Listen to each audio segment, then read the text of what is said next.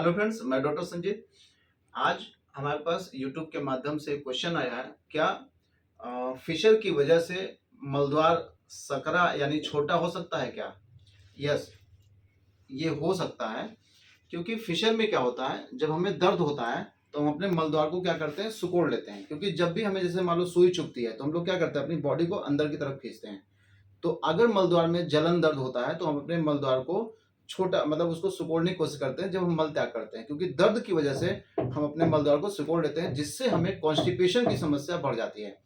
तो जो acute Fisher के केस होते हैं, अगर उनका सही से इलाज नहीं किया गया या वो लंबे समय तक बीमारी बनी रही, तो एक्यूट फिशर जो होते हैं वो क्रोनिक फिशर में कन्वर्ट हो जाते हैं। और जो स्फिंक्टर्स होते हैं उसमें स्पाज्म की वजह से हमारा जो एनल कैनाल का जो ल्यूमेन है, यानी जो उसका ल्यूमेन है वो थोड़ा सा नैरो हो जाता है, यानी एक तरह से हम कहें तो छोटा हो जाता है, जिसकी वजह से मल त्याग के समय दर्द हमें और बढ़ जाता है। तो इसको हम ऐसे समझेंगे, ये हमारी एनल कैनाल है, ये होता है रेक्टम। रेक्टम के बाद का जो हमारी बड़ी आंत का सबसे आखिरी भाग होता है उसे हम एनल कैनाल कहते हैं। एनल कैनाल में जो एनोरेटर रिंग होती है उससे लगभग 1.5 सेंटीमीटर बाद यहाँ पे एक हमें मिलता है, इसको हम डेंटेट लाइन कहते हैं। डेंटेट लाइन के नीचे कभी कभी हमारे शरीर में हल्का सा कट लग जाता है, जिसको हम बोलते हैं फिशर। इसको हम बोलते हैं फिशर। और फिशर में जो हमें समस्या होती है, सबसे ज्यादा जो दिक्कत होती है वो है पेन और बर्निंग, यानी दर्द और जलन। दर्द और जलन की वजह से हम क्या करते हैं, अपने गुदामार्ग को सिकोड़ लेते हैं।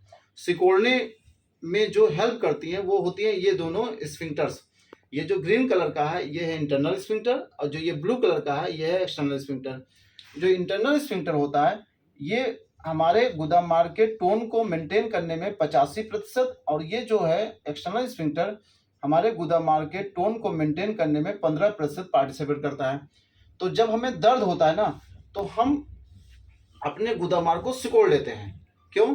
क्योंकि जो एक्सटर्नल स्फिंक्टर होता है ये हमारे अंडर कंट्रोल में होता है, यानी वॉलेंट्री इन नेचर होता है। और जो इंटरनल स्फिंक्टर होता है ये इनवॉलेंट्री इन नेचर होता है। ये स्मूथ मसल का बना होता है, ये स्ट्रैटेड मसल का बना होता है।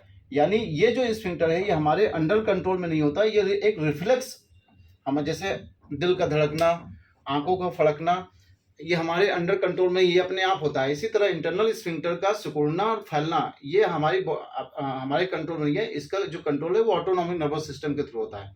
और ये जो होता है ये हमारे कंट्रोल में होता है, वॉलंटरी नेचर होता है। जब हमें दर्द होता है ना, तो अपने मलद्वार को थोड़ा सा सिकोड़ लेते हैं। मान लेते हैं पहले मलद्वार का जो ल्यूमेन था वो इतना चौड़ा था, जैसे यहाँ पे दर्शाया गया है। जब इसमें पेन बढ़ता है, जब दर्द होता है, मान लेते हैं हमको फिशर हो गया एग्जाम्पल में, यहाँ पे हमें कट लग गया, तो हम क्या करते हैं, अपने मलद्वार को सिकोड़ लेते हैं। तो सिकोड़ने के बाद क्या होता है कि हमारा जो मलद्वार होता है वो थोड़ा सा छोटा होता है। एग्जाम्पल में मान लेते हैं हमारा मलद्वार इतना बड़ा हो गया।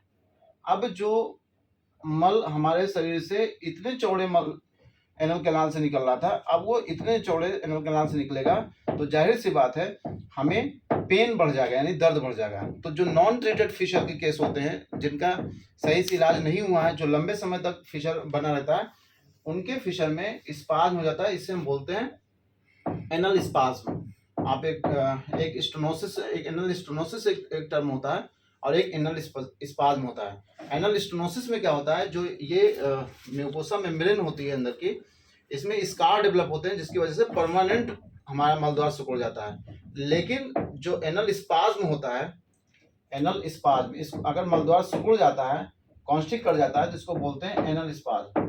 जो एनल स्पाज्म होता है, शुरुआती दौर में हम इसको अपने मलद्वार को हल्का सा मसाज करके, यानी एनल कैनाल को थोड़ा सा डायलेट कर दें, तो जिसकी वजह से जो एनल स्पाज्म होता है वो थोड़ा सा रिलैक्स हो जाएगा, रिलीज हो जाएगा, तो हमारा जो ये एनल स्पाज्म है वो धीरे धीरे ठीक हो जाता है।